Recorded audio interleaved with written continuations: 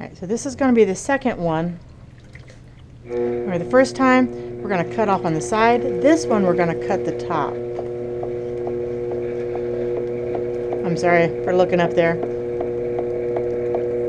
I'm trying not to make any sudden movements. I'm getting used to the GoPro. It's a little weird. It's a different experience for me.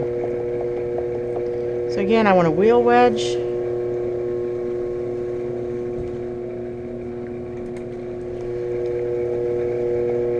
Press up, push down, press up, push down.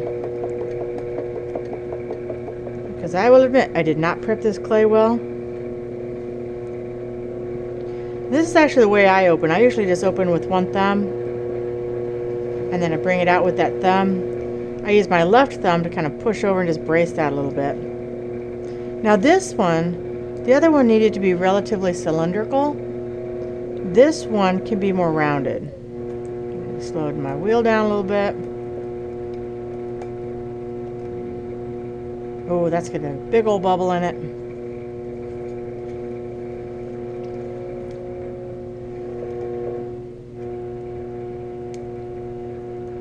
I can round this pot more, so just pressing out, rounding that shape a little bit, keeping the top part a little bit thicker. Kind of mopping up that water. Remember what happens if I leave water inside there when I close it? If you thought to yourself or said it out loud, yes, it'll dissolve. That is true. Closing that in some.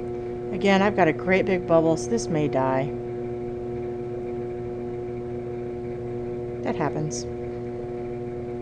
Again, that's the danger of not really prepping your clay very well.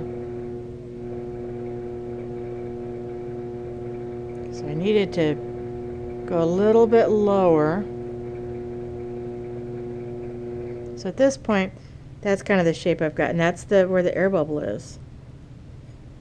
So again, that's going to cause me some problems. And if this were a piece that I was doing for something besides just a demo, I probably would actually scrap this. For a demo, it works okay.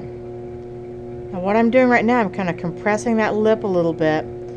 So again, after you lift, you need to kind of reassure that clay because it gets twists, which again, the block clay will not do as much. The barrel clay, it's not as aged, it's got more air in it. It's going to be more problematic. Once that's sealed though, it's a little more protected. It's like working with a clay balloon.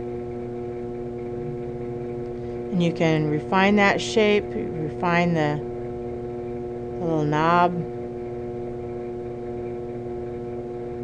Again, I'm basically just making a tiny little pot on top.